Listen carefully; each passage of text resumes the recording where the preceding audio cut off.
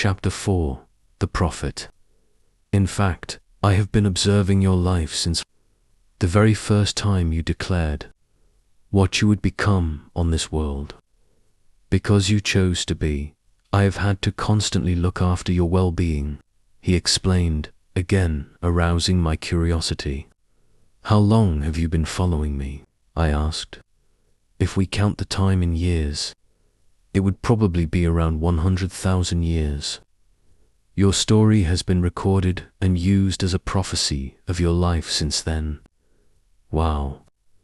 That's a really long time, I said. For you, it may seem like a long time. But for me, it feels like it just happened recently.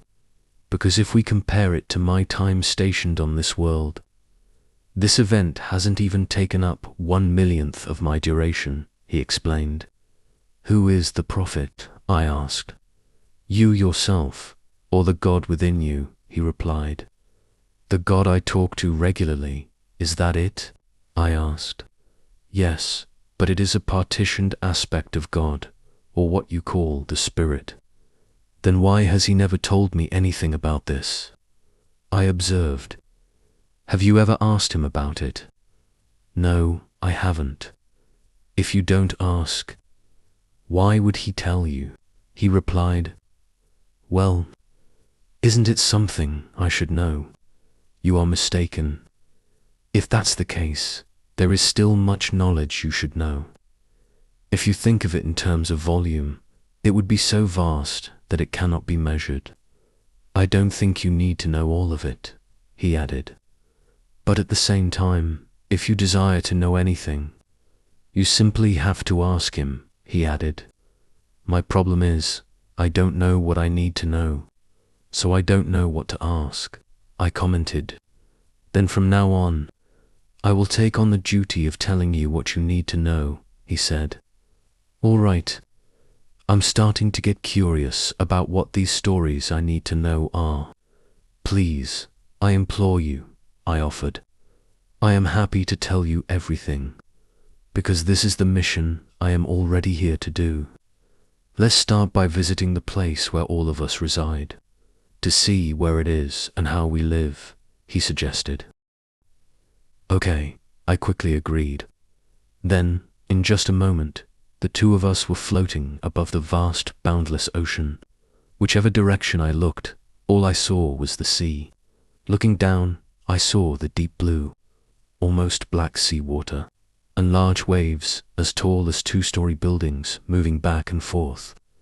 Even though it was a calm period with no storms or thunder. Where is this place? I asked as soon as we arrived. This is the middle of the Pacific Ocean, he replied with a slight smile at the corner of his lips. I could sense his pride in being able to show me his home, just the sea. Is this it? I asked. It's down below. I chose to reside in the deep ocean because I have a mission to fulfill here, he replied. Did you build a house under the ocean? I asked.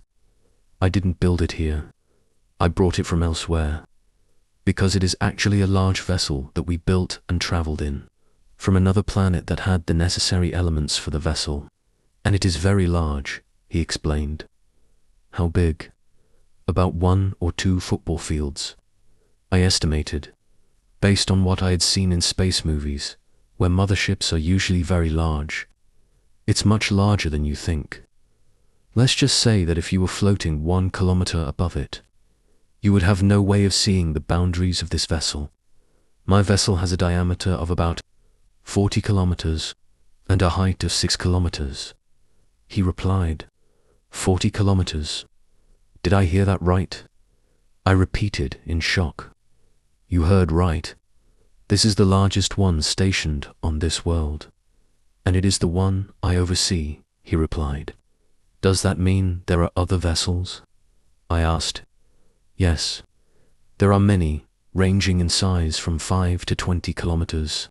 If it's so enormous, why hasn't anyone ever seen it?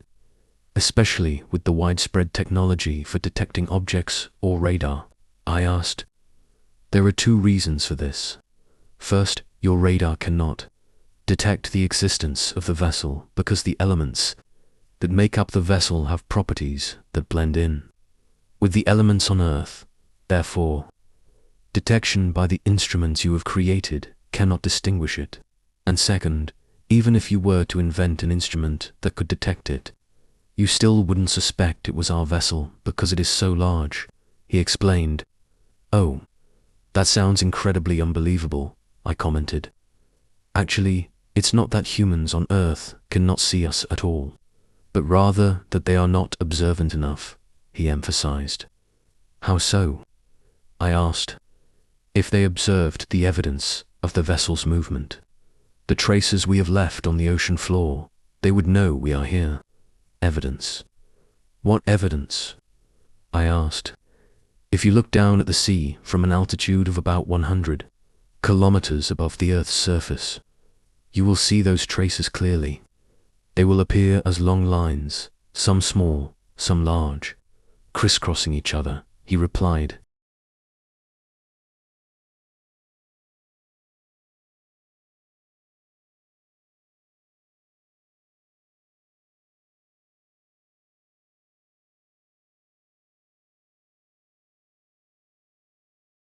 Wow, who would fly up there to look?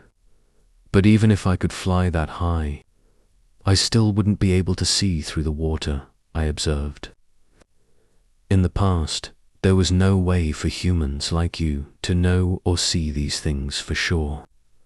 But now, you have invented instruments to read values and take pictures from those altitudes.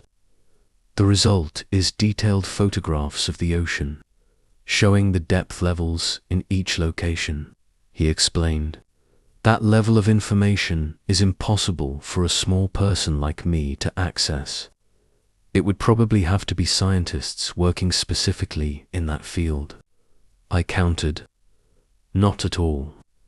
You are mistaken. This information is published on the internet in a way that anyone can access at any time. He replied. Which website? I asked. On the virtual world simulation website that you call Google Earth, he replied. On Google Earth, yes. Even though this information is publicly available, no one has ever noticed it, which is a good thing that no one has seen it, because we don't want anyone to see it anyway. Even if they did see it, they wouldn't believe it because those traces are too large to be caused by living beings, especially the traces caused by the movement across the Earth's surface of my vessel. Wow, is this really true? I have to go back and look, I said with eager curiosity. Sir, you said you are here under the ocean because you have a mission to fulfill. What is that mission? I asked further. How about we go down to my home first, and then I'll tell you. He replied. I will gradually take you to see both the external and internal physical aspects. How about we pretend we are driving a small aircraft into a large mothership? Okay, I replied.